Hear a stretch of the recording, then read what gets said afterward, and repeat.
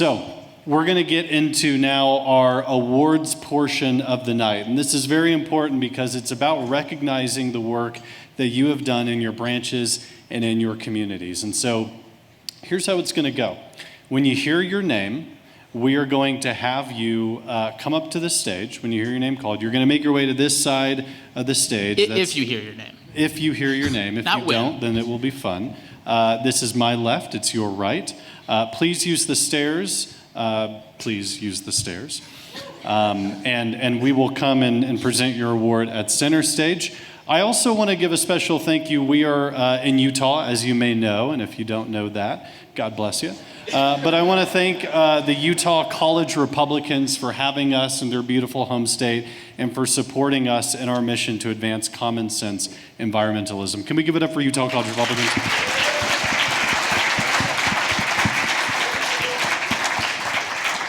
And to kick off the awards ceremony, you might remember that yesterday I was able to give the award of the Eco Right Award to Congressman John Curtis from Utah. And I want to give another round of applause for him tonight. He wasn't able to be here tonight, but a huge round of applause for his leadership. And there are some pictures somewhere. There we go. That's us at the top of the mountain where we had the hike that came up with the Conservative Climate Caucus idea. He also joined us at COP over at the UN, the biggest climate conference that the UN puts on every year. And then, of course, yesterday. Good deal.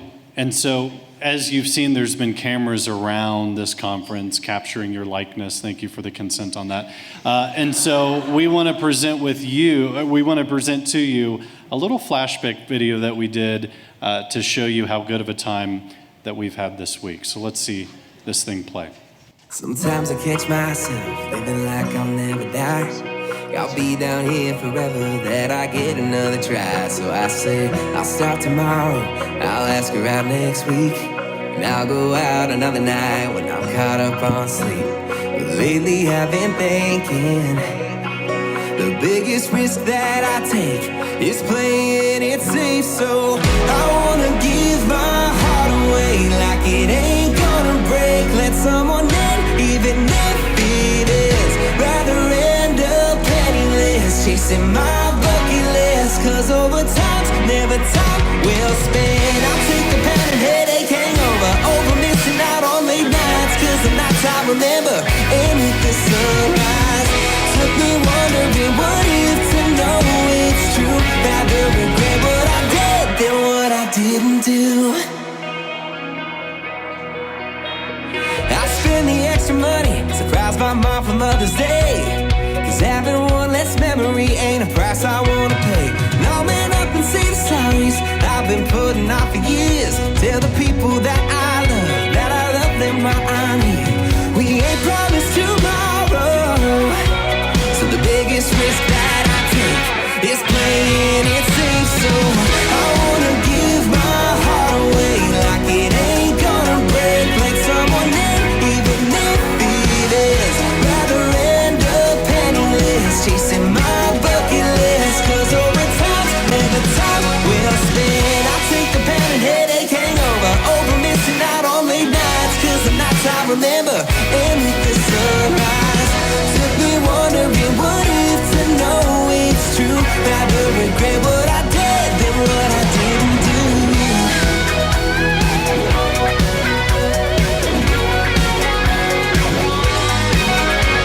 And oh, don't wanna get to the end of the road, wondering about the places I didn't go, what I didn't say, what I didn't try. That's right.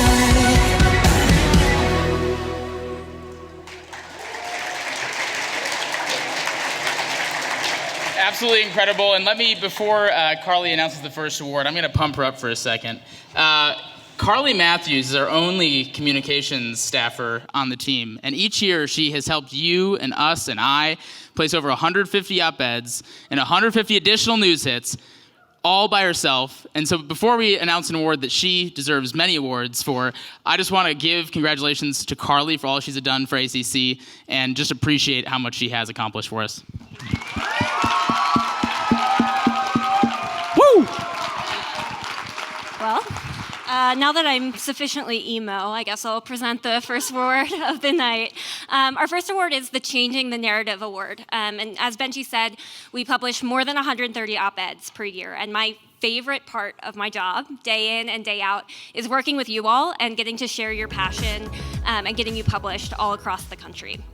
So I'm really excited to present this award. The nominees are Tyler Lineber from ACC Denver, Elijah Gullett from ACC Triangle and now ACC DMV, and Evan Patrahay from ACC Clemson.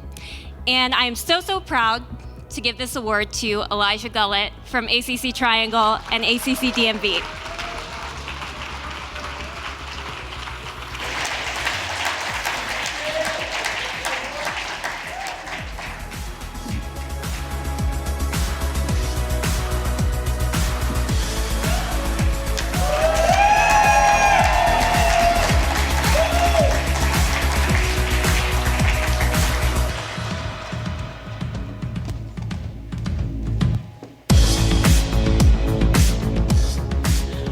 Award is the Best Branch Social Media Award. You can't tell the story of ACC without talking about social media. This organization was launched with a tweet, and 5 years later, thanks to a network of branches, the ideas are being spoken louder than ever, and the content is getting better than ever. So, let's introduce the nominees. The nominees for the Best Branch Social Media of 2023 are ACC El Paso, ACC DMV, ACC Slippery Rock, and ACC Missoula. And the winner is ACC DMV, led by Alina Clough.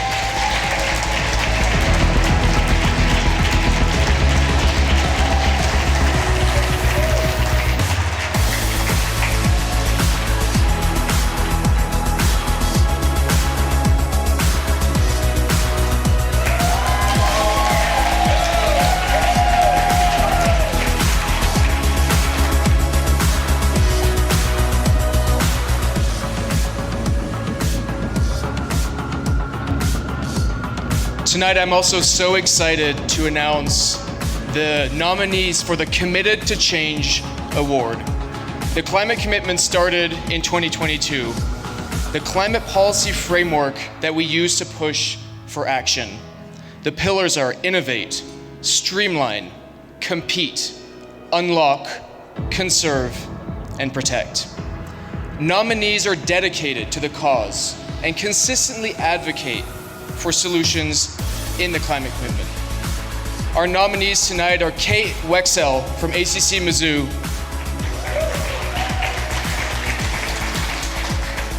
Ian Linneberry from ACC at the University of Utah, and Sam Snikovsky from ACC Swampscott,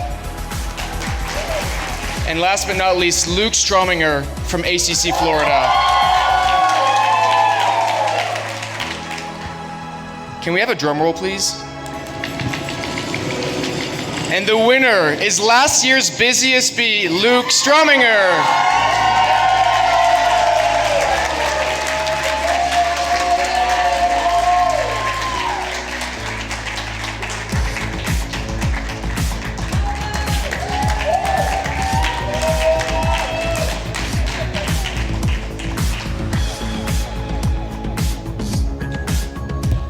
Luke, I'm not going to let you leave the stage because I would like you to present the next award from one busy bee to another. For sure.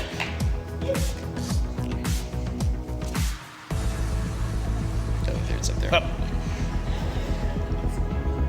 The nominees are Brendan Fowler, ACC OSU, Alina Clough, ACC DMV, and Blanca Ibarra, ACC El Paso.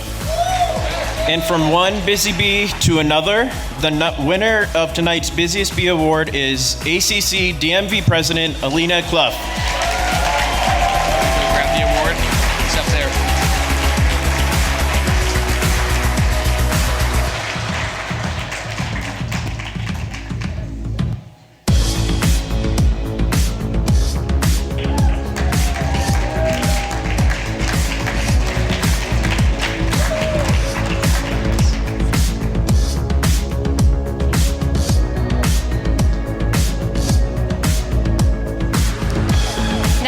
up is our ACC Branch Event of the Year Award.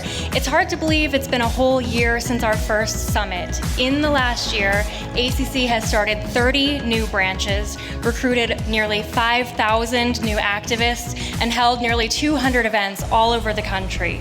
Here are the nominees for ACC Branch Event of the Year, and let me tell you, it is quite a long list. You guys did a great job with your events this year. So first up, we have ACC OSU's Earth Day Festival. ACC at University of Utah's panel with Governor Cox and Benji. ACC Catholic University American Power, Energy Security is National Security. ACC Auburn's Earth Day Cleanup. ACC College Station's Nuclear Reaction Tour. And finally, ACC Low Country's Crab Bank Tour with Congresswoman Nancy Mace. Like I said, a lot of nominees this year. So when I announce the winner for this award, I want everyone involved with that branch to come join me on stage. Please congratulate ACC OSU.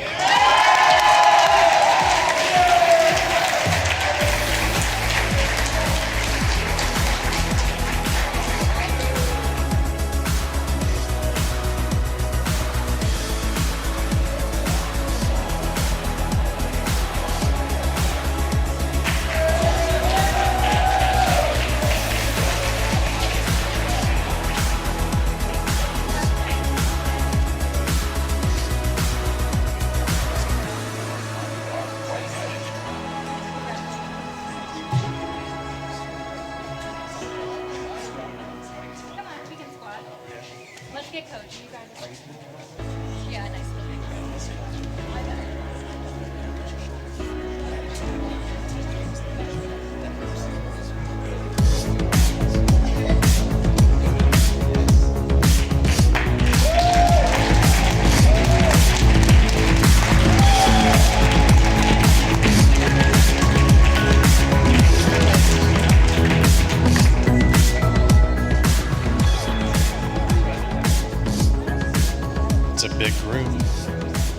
Up next is our Ambassador of the Year Award. We started the Ambassador program to grow our community even more.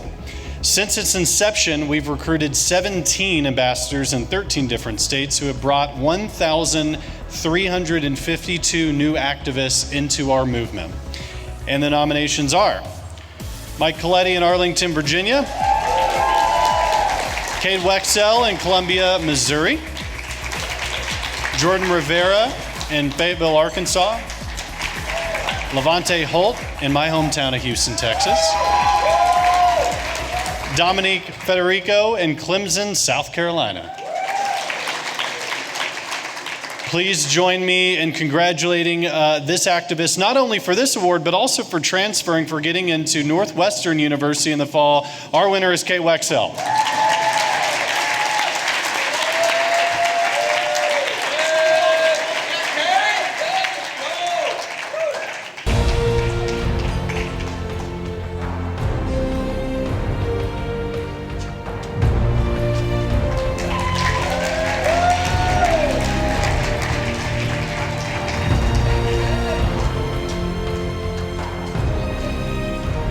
I'd now like to welcome one of our regional directors, Brian Martinez, to the stage to present our next award.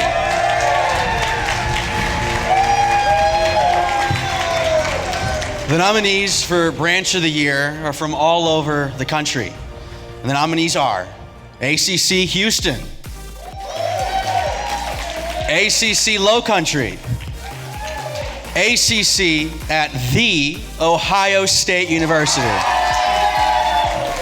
ACC DMV, and ACC Missoula.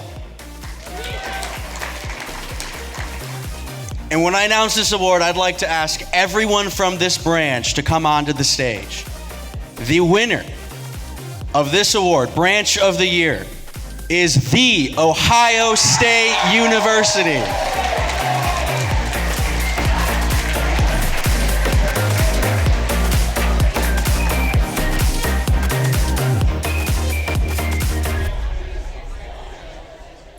Hello, I'm Ohio Governor Mike DeWine. It's exciting to see young conservatives take on environmental issues with such passion. Congratulations to The Ohio State University, which I understand has the most attendees of any chapter at this year's American Conservation Coalition Annual Summit. The OSU members have conducted trash cleanups on and around campus, promoted trading in clothes and thrifting instead of throwing away clothes, and hosted a Student Earth Day festival.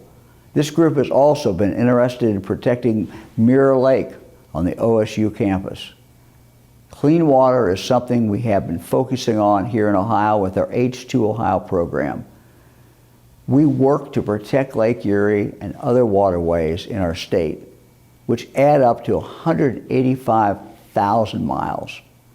We're doing that in a number of ways, such as creating wetlands and working with farmers to reduce phosphorus runoff.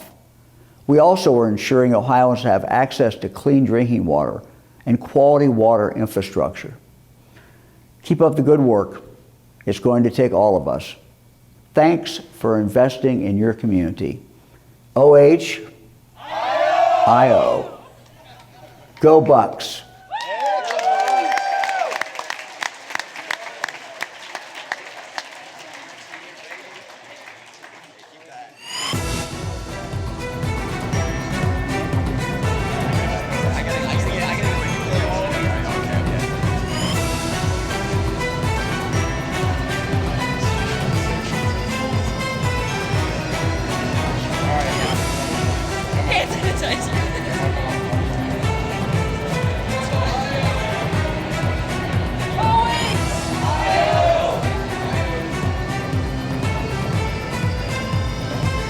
Moving along, our next award is Member of the Year.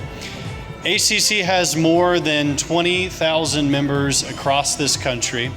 Each and every one of you brings something so special to our movement, and that's what we are honoring here tonight. So this award will go to the most dedicated overall member, someone who engages in grassroots and grasstops actions. And so our nominees for Member of the Year are Mo Hassan, ACC Bridgeview;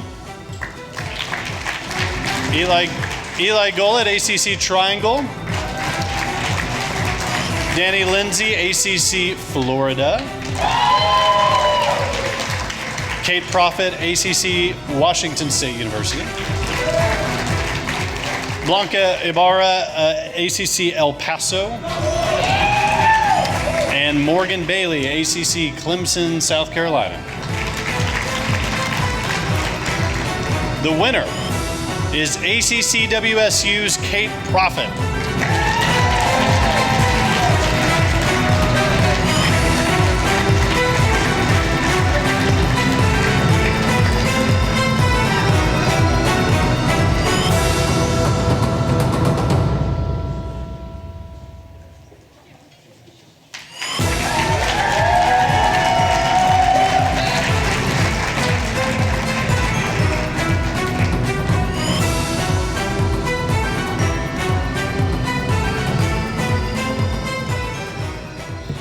All right, so we've got two more things for you tonight. First, before my final remarks, I've got an incredibly exciting award that no one really knows is happening.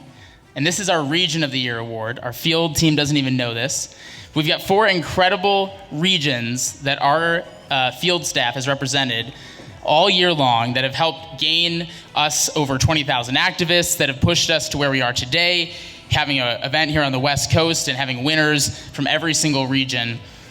But there's one regional director and region that has really stood out that made us think of them for this award. And it's a region that's actually garnered over 3,700 new activists in the last year. And while we're incredibly proud of all 4 regions, we are incredibly, incredibly proud to announce that the winner of the Region of the Year award is the Eastern region, led by Hannah Pritchett. And on top of that, we want everyone from the Eastern region and Hannah to come on stage.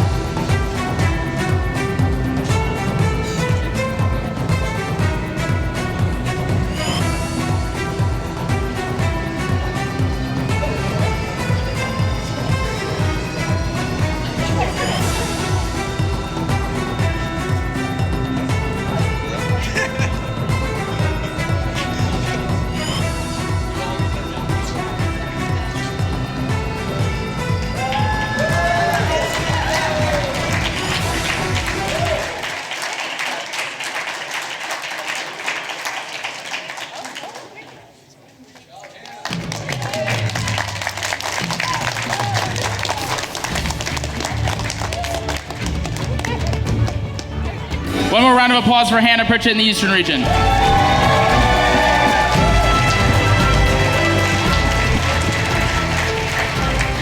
All right, so I want to close out this amazing summit by, first of all, thanking all of you, because we took a risk putting this in Salt Lake City, Utah, our second event. Last year was in DC. It's pretty easy to get politicians to come out to a DC event. It's pretty easy to get policy wonks on Capitol Hill to go to a DC event. But we had somewhere between 300 and 450 people. It's hard to tell. Here at this event in Salt Lake City, Utah, you guys all dedicated the time to come out here. Members of Congress dedicated the time to come out here. CEOs of some of the most important companies took all the time to come out here. But most importantly, we are all here because of this room specifically. You're our top activists. You're the top people who have made us into this powerhouse movement that we are today. And we all want to give you a round of applause for what you've accomplished and for being here in this successful event.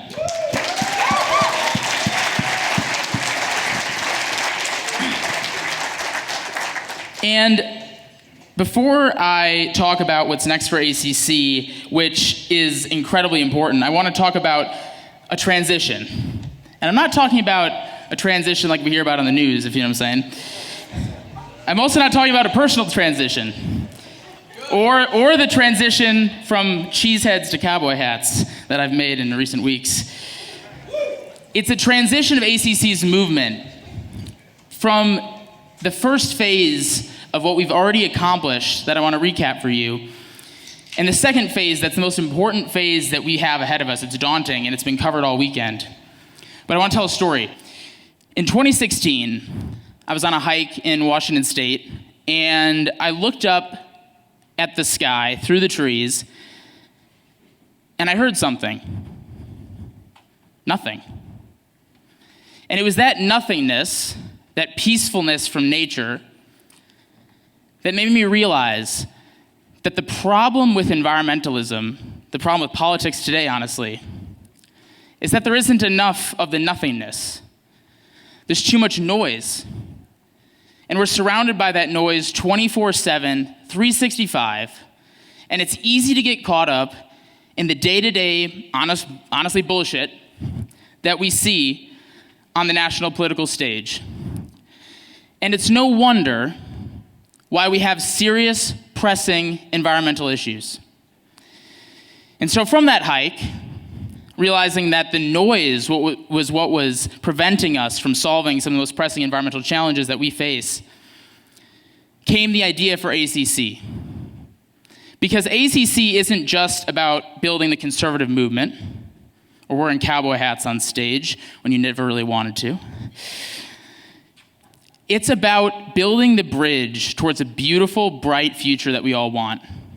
And it's about building that beautiful, bright future because every single political party and human being on the planet has a stake in the future of this planet. And if the noise is what's the problem, then the quietness and the groundedness of believing in a brighter future for our planet is what the solution is.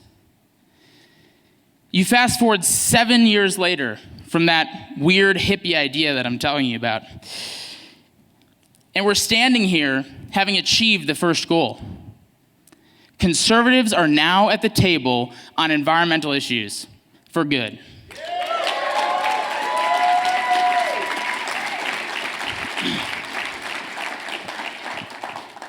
But now it's time for part two. Because there are some real problems that we face ahead of us. We saw the East Coast engulfed in flames a couple of weeks ago. Water shortages are happening all across the West. Pollution levels are rising around the world. Ecosystems are dwindling. And while there's a lot of really positive movement happening, we can't just forget about these real world problems that we have ahead of us. But the thing, to go back to my original point, that is keeping us from solving that is the political noise. And it's people like AOC and Ted Cruz who go on TV and pretend that they care about you and I, but they don't. They care about themselves. They only care about themselves. And so they can garner tens of thousands of people in a crowd who just want to cheer them on and shoot rockets on stage, and we all know who we're talking about with that. But It's rooms like this of doers, of solution-oriented people that don't quite have the same megaphone as the people who are building their own brands and making a name for themselves, but it's the people in this room that are the doers and the solution makers that will actually solve the problems that we're facing.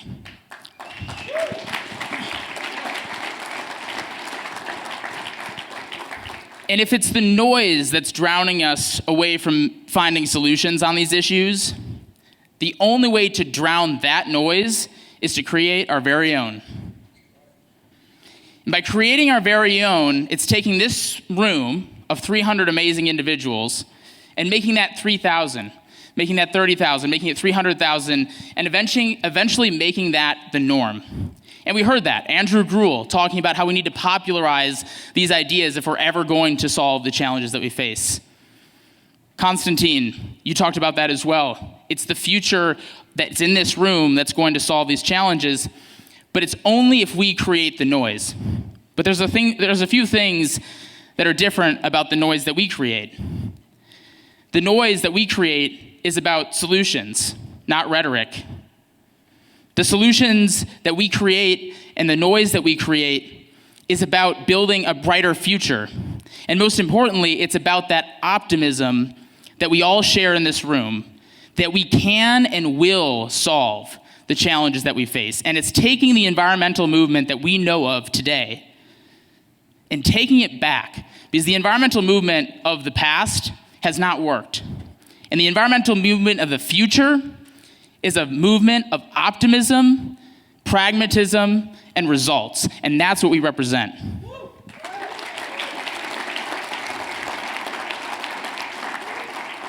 So that's phase 2. And as my great colleague Danielle Butcher calls it, it's our lucky girl era. It's lucky girl era. What does that mean? That means believing that whatever's in front of us, we're just gonna figure out. We're gonna solve the problem because we can, and we will. We have no other frickin' way. And if someone else isn't gonna do it, we know that we're gonna do it, and we're gonna be better off for it. And so, I wanna urge each of you tonight to figure out, if you don't know what lucky girl syndrome is, which is what Danny's taught me about, I think it's a TikTok trend or something, I'm not on that, that we are all going to embrace that mindset of optimism, pragmatism, and results. And that it's not gonna be easy. It'd be way easier for me to go on the news and talk about how the left is the worst possible political party in the world and we wanna just own the libs and get it over with. Or it'd be really easy for me to go on and talk about how the Republican Party of denial has been so pervasive and we need to squash that. It's super easy to make those partisan jabs and pretend that we're solving something. It's a lot harder to do the real, actual work. And that's what you guys are doing. And I can't be up here on stage. We can't hold this extravagant, amazing conference that, we've been so honored to put on without the people who are actually the doers. And it has been an incredibly tough ride to get where we are. We have people in the audience that have been with us since the beginning, some of whom are still with us now, and some of whom have gone on to do incredible things in this space themselves. But anybody that's worked in this movement, whether you've volunteered or you've been on staff, knows that this is the hardest work in American politics today. Building bridges, finding solutions, doing the gritty work every single morning when you wake up. And it can feel incredibly daunting, but it's not, because of the people around you in this room standing by you every single step of the way, as well as those who can't be here. And we need to stand by each other because in a world full of noise, we are the breath of fresh air that everyone is waiting for. This room is that breath of fresh air. And so if we channel this lucky girl syndrome and lucky girl era that's phase 2 of ACC, we can turn the fear that we've been talking about, how problematic that is, and turn that into an opportunity. An opportunity to solve that challenge. And I think of it as, everyone who knows me knows that I'm incredibly obsessed with time and to-do lists, and my parents are in the crowd, and I think they instilled that in me because I hated to-do lists for a very long time, and then they made me create them, and now I can't get rid of them. But to-do lists can be daunting, right? You get up every single day, you've got a to-do list of a million things to do, you have to go off to work, you have to get off work, you have to do another thing, and by the end of the day, you've just done a whole to-do list. But if you look back, and you think about how many things you did do, you realize how much progress that you made. And it's really hard in the moment to think about how much I didn't do, how much I didn't accomplish, how much there is to accomplish left. And if you think about it that way, you're just going to sit in your bed or sit in your room and you're just going to be worried about how much there is to do. But when you start crossing those things off and you start solving those challenges, you start to realize how much progress you're making. And the movement of ACC, as we look back 6.5, 7 years, is all about crossing those to-dos off the to-do list. Today is the 3-year anniversary of the Great American Outdoors Act passing in the House and the Senate. Now every time you go into a national park, your entrance fee actually goes to that national park, which a lot of people didn't realize wasn't happening. And on top of that, they actually have the funding to support themselves. Today, the 4th largest caucus in all of Congress is the Conservative Climate Caucus. And despite the media narrative that we have to fight uphill against because that's just the world that we live in, 4 years in a row, bipartisan climate and environmental policies have passed in the US House and Senate. We don't hear about it, but that is absolutely incredible progress.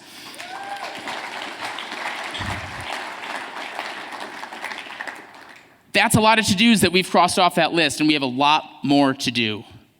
But it's important to celebrate those wins and realize that we have come this far before thinking about how much we have to go. And every day, whether it's our personal to-do list and trying to cross off laundry or save the world, which some of us have the blessing and the curse of wanting to do that, it's all about that can-do, step-by-step attitude, that lucky girl syndrome. And so the next generation of ACC looks something like this: transforming the entire environmental movement into optimism and into results and into solutions, because there is no other option. Our environment has no other option. Our economy has no other option. Our national security has no other option. Our political system has no other option. And it's the very people in this room that will make that happen. And it will not be easy. It will not be easy. There's going to be a lot of tough times during that. But as I've learned in my personal life and in my professional life, there is nothing worthwhile that is ever easy.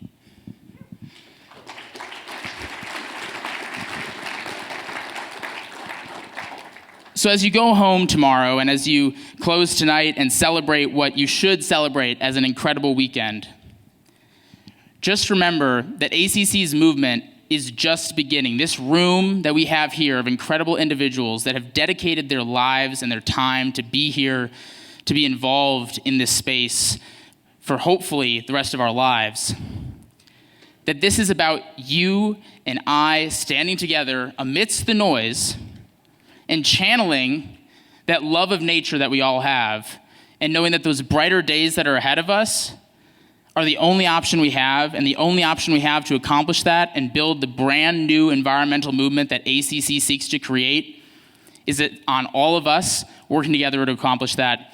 It's an honor to be leading this movement alongside you. I'm so excited to continue leading that movement, and I'm so grateful for all you've done to make that happen. Thank you so much, and thank you for being here. And before I close, I want to bring Danny, Chris, and Steven on stage, because while I'm transitioning to becoming chairman of ACC after 6.5 amazing years, and I'm a little emotional about it,